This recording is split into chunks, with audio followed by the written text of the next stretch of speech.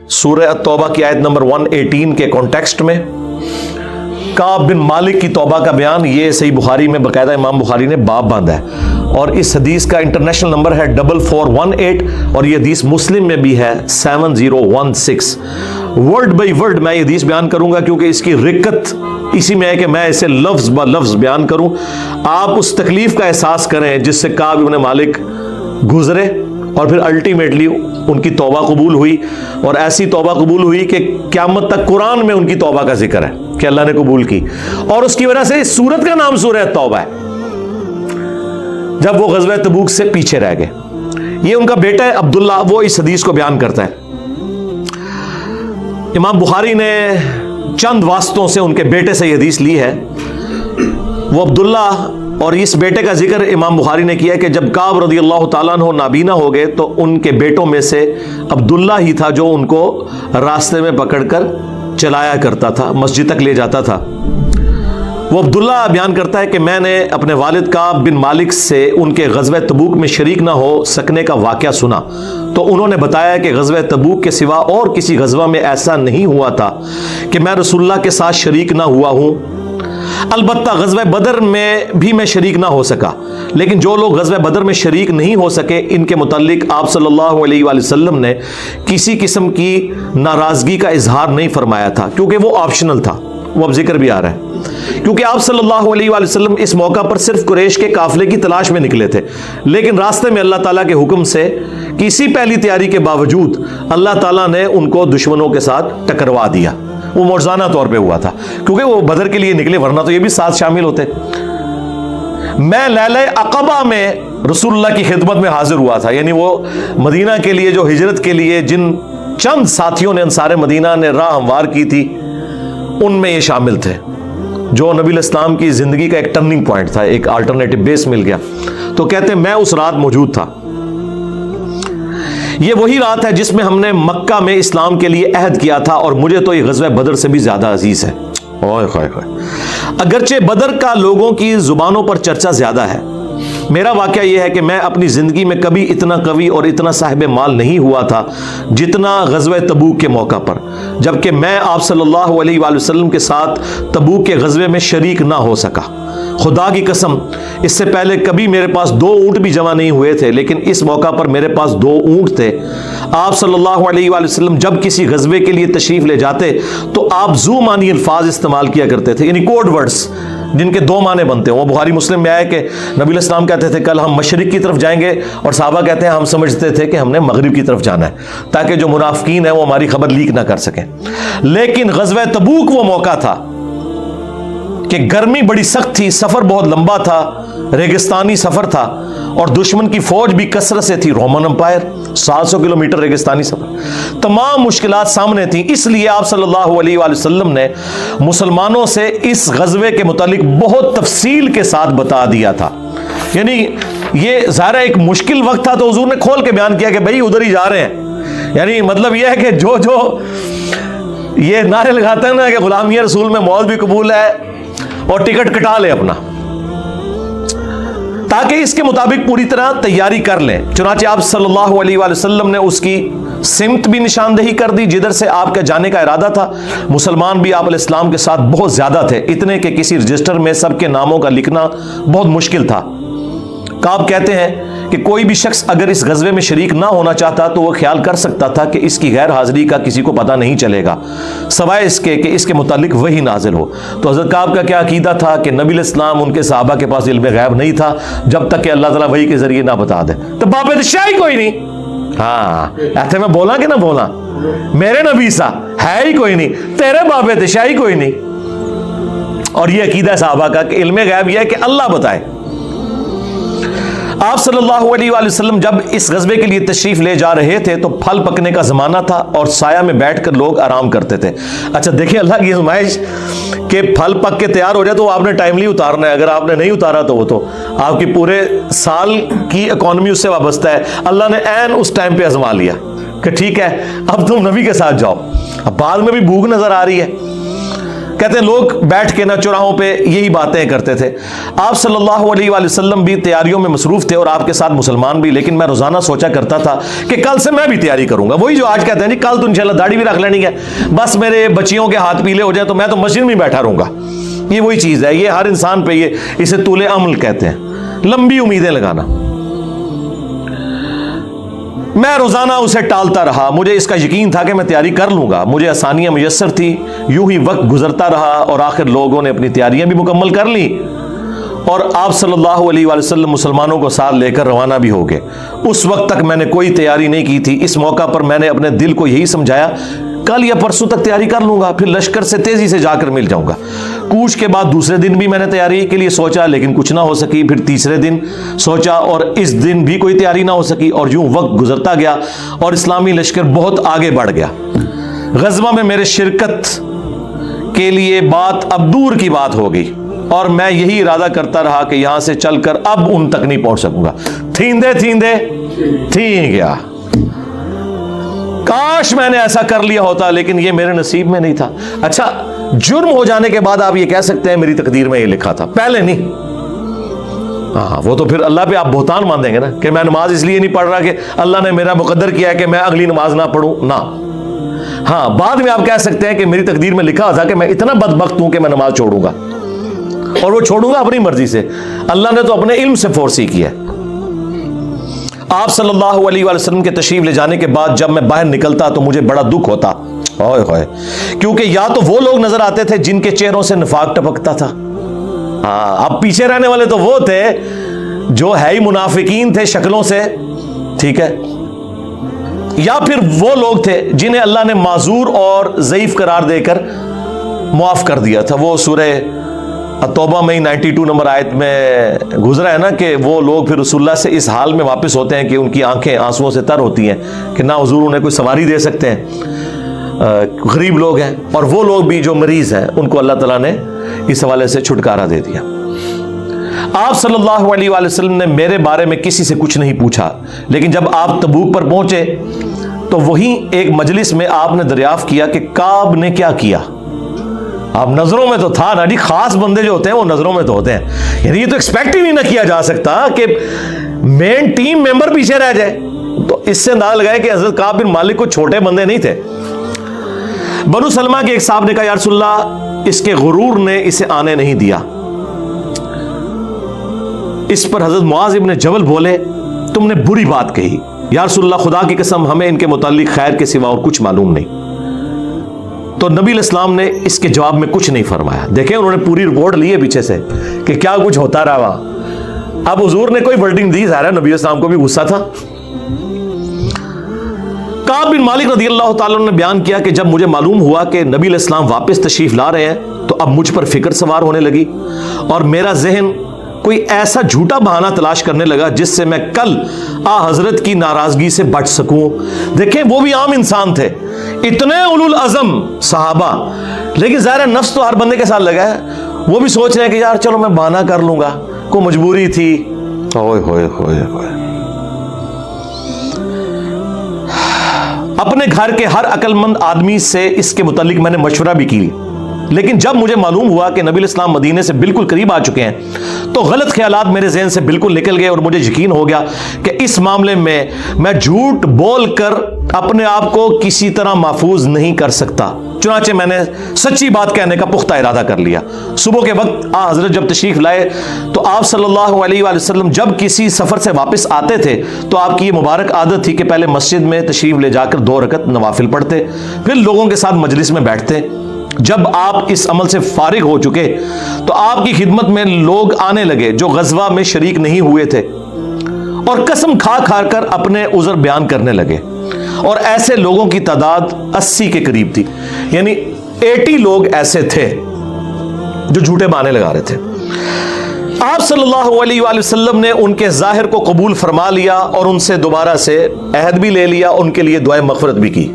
دیکھو جی, آپ لوگ تو کہتے ہیں کہ بزرگ دعا کر دیں, حضور نے بھی دعائے مغفرت کر دی ہے لیکن اللہ نے کراس پھیر دیا ہے.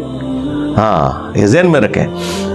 آپ نے بہانہ بھی قبول کر لیا, دوبارہ سے بیعت بھی کر لی, چلو تجدید عہد بھی ہو گیا جی, اگر بیعت ٹوٹ گئی تھی تو دوبارہ ہو گئی, اور دعا بھی کر دی.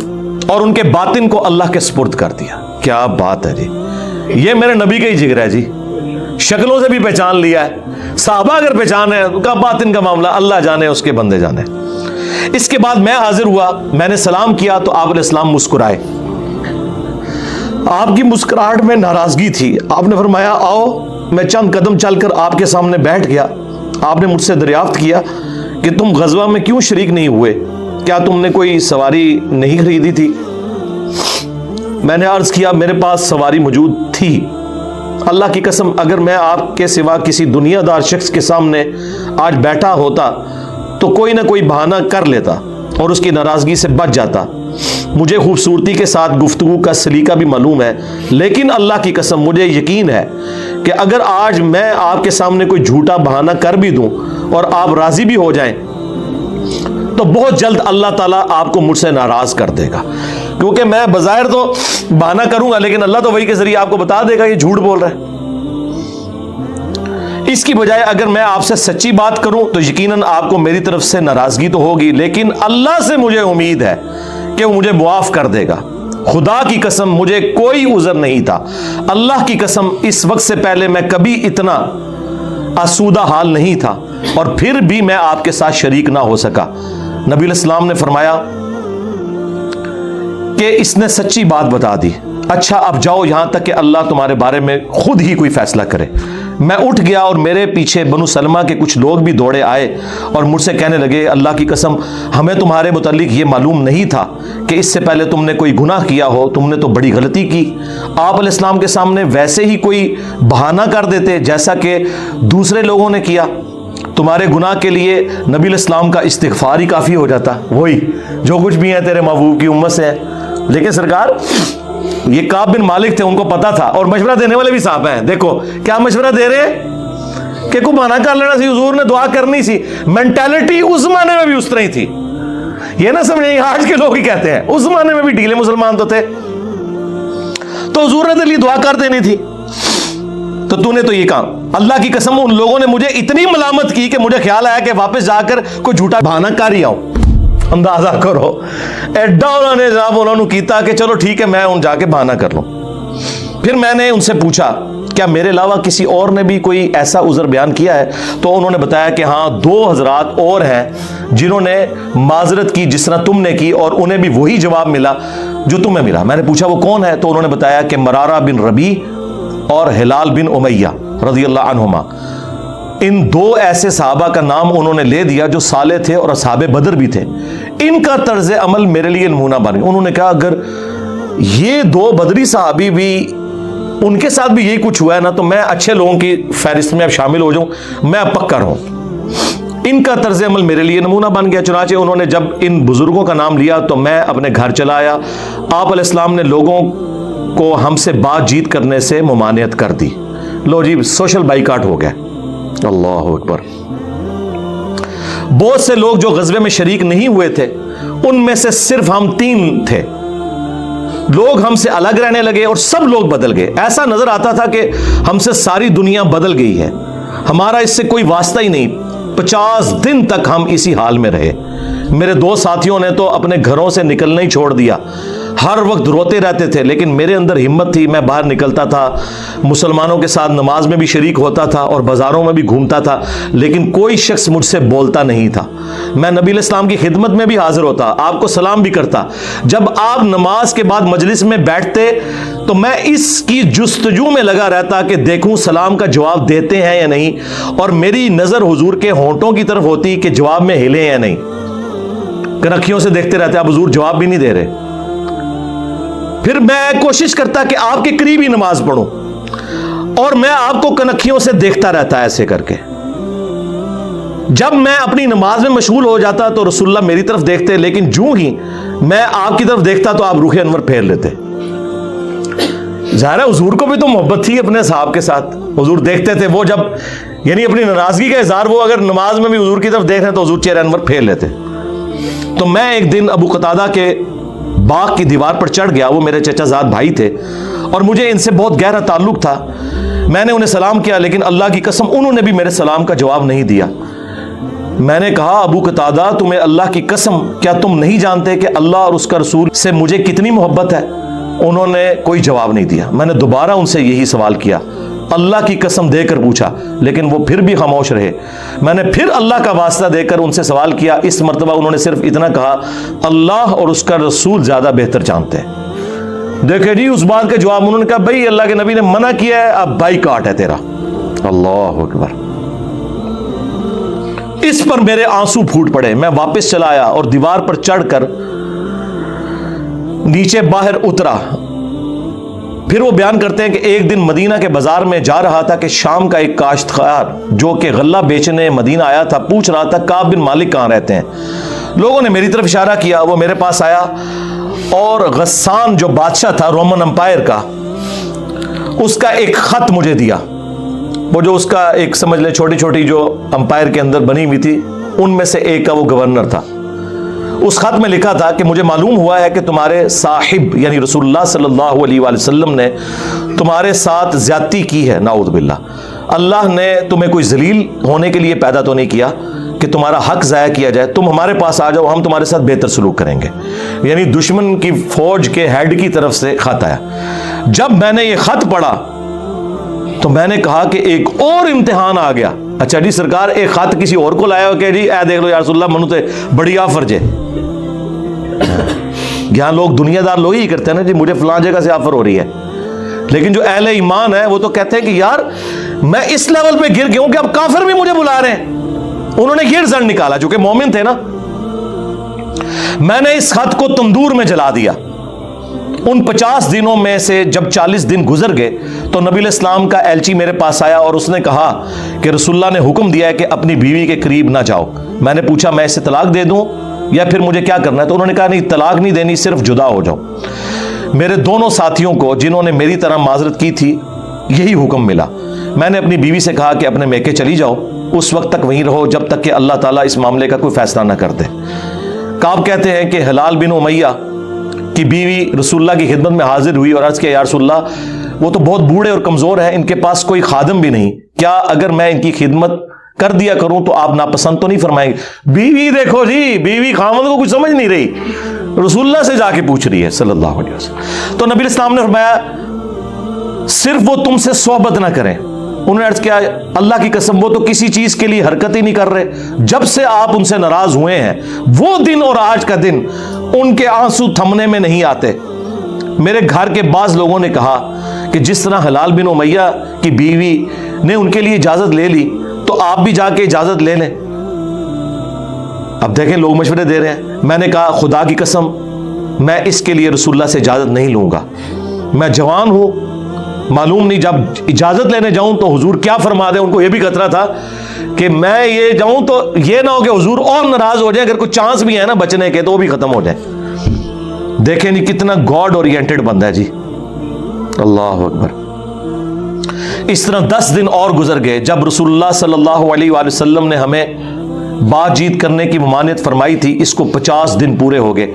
50ویں رات کی صبح کو جب میں فجر کی نماز پڑھ چکا اور اپنے گھر کی چھت پر بیٹھا ہوا تھا، اس طرح جیسا کہ اللہ تعالیٰ نے ذکر کیا وہ ہم آیت پڑھ چکے ہیں، سورہ توبہ کی آیت نمبر 118، جس میں تھا نا کہ زمین وسعت کے باوجود تنگ ہو گئی اور ان کا دم گھٹنے والا تھا۔ میرا دم گھٹ رہا تھا، زمین اپنی تمام وسعتوں کے باوجود میرے لیے تنگ ہوتی جا رہی تھی۔ میں نے ایک پکارنے والے کی پکار سنی جو سلع کی پہاڑی پر چڑھ کر بلند آواز سے کہہ رہا تھا اے کعب بن مالک تمہیں بشارت ہو، اے کعب بن مالک تمہیں بشارت ہو۔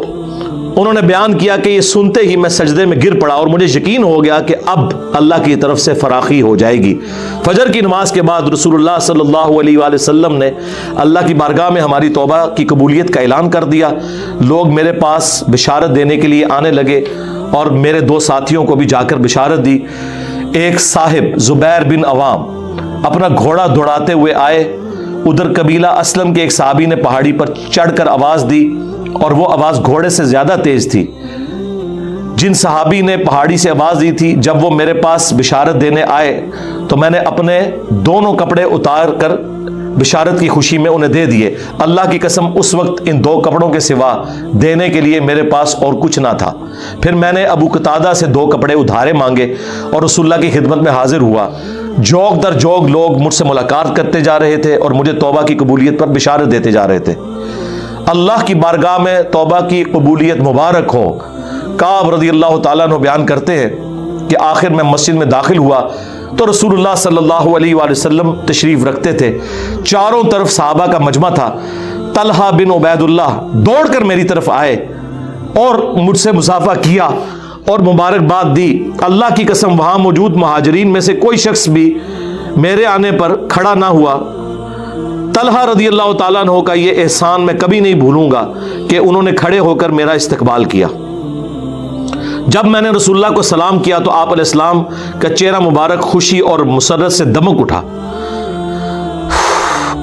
اس مبارک دن کے لیے تمہیں بشارت ہو، اس مبارک دن کے لیے تمہیں بشارت ہو جو تمہاری عمر کا سب سے مبارک دن ہے۔ واقعی جی اس سے بڑی کوئی مبارک بات نہیں ہو سکتی کسی شخص کے لیے کہ اللہ تعالیٰ اس کی توبہ کی اناؤنسمنٹ کرتے اور پھر قیامت تک قرآن میں وہ آیات پڑھی جائے۔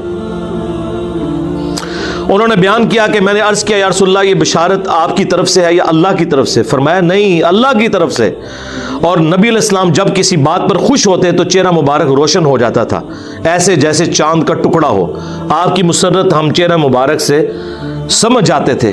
پھر جب میں آپ کے سامنے بیٹھ گیا تو عرض کیا یا رسول اللہ اپنی توبہ کی قبولیت کی خوشی میں میں اپنا مال اللہ اور اس کے رسول کی راہ میں صدقہ کر دوں؟ آپ نے فرمایا لیکن کچھ مال اپنے پاس رکھ لو، یہ زیادہ بہتر ہے۔ میں نے عرض کیا کہ پھر میں خیبر کا حصہ اپنے پاس رکھ لیتا ہوں۔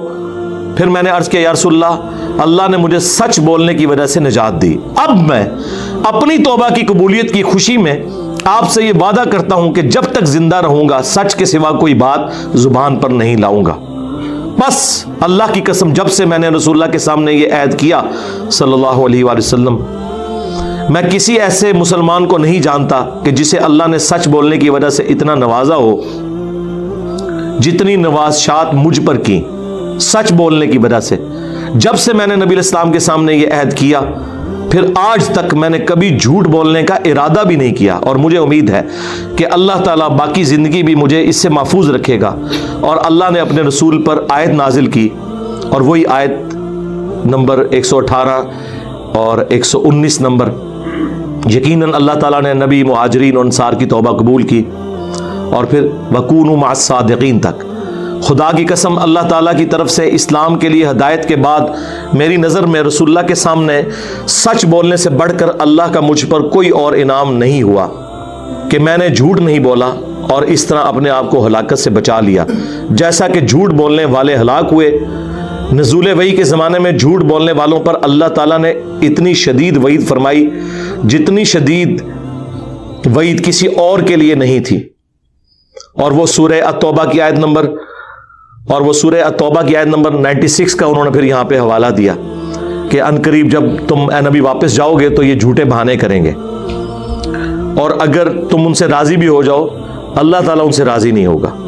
کعب کہتے ہیں کہ چنانچہ ہم 3 ان لوگوں کے معاملے سے جدا رہے جنہوں نے رسول اللہ کے سامنے جھوٹی قسمیں کھائی تھیں اور آپ نے ان کی بات مان بھی لی تھی اور ان سے بیعت بھی لے لی اور ان کے لیے دعائے مغفرت بھی کی۔ ہمارا معاملہ رسول اللہ نے چھوڑ دیا اور اللہ نے خود اس کا فیصلہ کیا، اور پھر اللہ تعالیٰ نے یہ آیت نازل کی جو ہم نے یہ پڑھی سورہ التوبہ کی آیت نمبر 118 وَعَلَى الثَّلَاثَةِ الَّذِينَ خُلِّفُوا حَتَّى إِذَا ضَاقَتْ عَلَيْهِمُ الْأَرْضُ بِمَا رَحُبَتْ وَضَاقَتْ عَلَيْهِمْ أَنفُسُهُمْ وَظَنُّوا أَن لَّا مَلْجَأَ مِنَ اللَّهِ إِلَّا إِلَيْهِ ثُمَّ تَابَ عَلَيْهِمْ لِيَتُوبُوا إِنَّ اللَّهَ هُوَ التَّوَّابُ الرَّحِيمُ۔